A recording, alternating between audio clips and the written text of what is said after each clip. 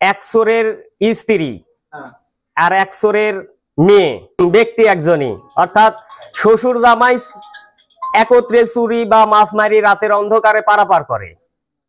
শ্বশুর হচ্ছে মোহাম্মদ করিম, জামাই মোহাম্মদ সুরুজ। আর এদের লজ্জা ঢাকার কারণেই যখন ফাঁস হয়েছে ব্যাপারটা, তখন এদের লজ্জা ঢাকার কারণেই তার মেয়ে বা তার স্ত্রী গলায় দড়ি দিয়ে আত্মহত্যা করে। সুমাইয়া পারিবারিক গৃহিণী ছিল মেয়েটা, বাড়ি দাড়িকুশি বাবুপাড়া। আমি মোহাম্মদ মাহাবুল ইসলাম, আমি একজন মৎস্য চাষী। আমি পুকুরে মাছের ব্যবসা করি। 21/5/2025 হইতে এই তারিখে আনুমানিক সকাল 9 ঘটিকায় আমার একটা পুকুর থেকে ফোন যায়, পুকুর বাবুপাড়া, দাড়িকুশি বাবুপাড়া মধ্যপাড়া, এইখান থেকে, যে আপনার পুকুরে মাছ চুরি হয়েছে। আমি ঘটনাস্থলে আসার পরে সবার সাথে যোগাযোগ করে আমার মৎস্য সমিতির বিশেষ ব্যক্তিবর্গ, তাদের সাথে, তারা বলে কিছু বলো না, সাক্ষী প্রমাণ রাখো। চুরি করে দীর্ঘদিন ধরে মোহাম্মদ সুরুজ আলী, তার ভাই, তার শ্বশুর মোহাম্মদ করিম। আমি অনেক তথ্য পাইছি, কিন্তু প্রমাণ সহ ধরতে পারি না। এই দিন তার নিকটতম লোকজন আমাকে জানায়, নিকটতম তার চাচি বড়মা, তারা জানায় যে আমরা মান সম্মান ইজ্জত চলে যায় এই চোরের জন্য।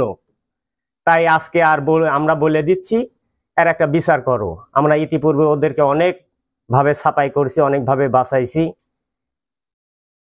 আমি ঘটনাস্থলে আসার পরে সাক্ষী প্রমাণ রাখি চলে যায় আমার মৎস্য সমিতির বিশেষ ব্যক্তিবর্গ যারা আছে, সেক্রেটারি কামরুল হাসান, সভাপতি দুলাল, আমাদের সদস্য বিলাল হোসেন, এনামুল, এদের পরামর্শ কমে এনারা একই কথা বলে একটা বিচার হবে। বিচারে আসার আগে মুহূর্তে আমি এখান থেকে চলে যাই। যাওয়ার পরে আমি নীরবেই থাকি যে বিচার হবে। প্রমাণ টমান সবকিছুই আমি গোছগাছ করিলেই হত্যার মামলার আমাকে আসামি করে যে আমি নাকি তাদের ওই মারি তাদের ঘরে ঝুলাই দিছি। আমার বাসা থেকে আমার পুকুর প্রায় 2 কিলো দূরে, এখানে আমার কেউ নেই। আর এখানে যে চুরি করেছে, চোরের নিকটতম তার বড় মা, জিটা, ভাই, চাচি, তারাই এই প্রশ্নগুলো আমার কাছে বলিছে যে তোমার 2 বছর দীর্ঘ মাছ মারছে। এই মেয়েকে বিয়ে দেওয়ার পরে থেকে ক্রমশই চুরির হার বাড়ি গেছে। এই চোরে আমরা দীর্ঘবার ছেড়াইছি, এদের জন্য আমরা মান সম্মান থাকে না। তে বাবা, এই যে তোমার চুরি করতেছ, 2 দিন পরে যে তুমি বলবে যে এই চুরির সাথে তোমরাও জড়িত আছাও, তে তোমরা ন্যায় বিচার করো, আমরা সাক্ষী দিচ্ছি, প্রমাণ দিচ্ছি। এই সাপেক্ষেই আমি আইনের আওতায় গেছিলাম, কিন্তু যার সুযোগ পাই নাই।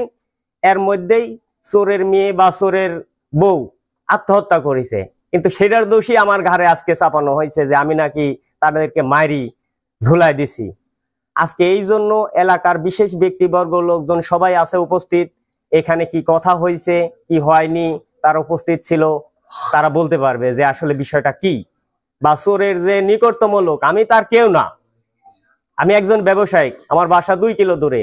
চোরের বড় মা, জিটা, ভাই যারা আছে, তারা বলতে পারবে যে বিষয়টা কি। তাদের কাছে শোনার পরে এই ব্যাপারে আমি আইনের কাছে দ্বারস্থ হয়েছি। আমাকে যে মিথ্যাভাবে হয়রানি করতেছে, এর জন্য আমি এই সংবাদ সম্মেলন ডাকছি। আমি মিথ্যা থেকে বের হয়ে আসার আর চুরির বিচার চাওয়ার জন্য আমি আইনের কাছে দাবি করতেছি, বা আমার এলাকাবাসী এই বিষয়ে আমার পক্ষে মিথ্যা মামলার বিরোধিতা করি এখানে দাঁড়াইছে, বা ন্যায়ের পক্ষে দাঁড়াইছে, যাতে চোরের বিচার হয়। এই চোর ইতিপূর্বে এলাকার অনেক কিছু চুরি করছে, এরা তার অহরহ প্রমাণ আছে। এখানে জনসাধারণ যারা আছে তারা এই প্রমাণ দিতে পারবে। আপনারা যদি জিজ্ঞাসা করেন তাহলে তারা বলতে পারবে, জেলও খাটছে তারা চুরি করি।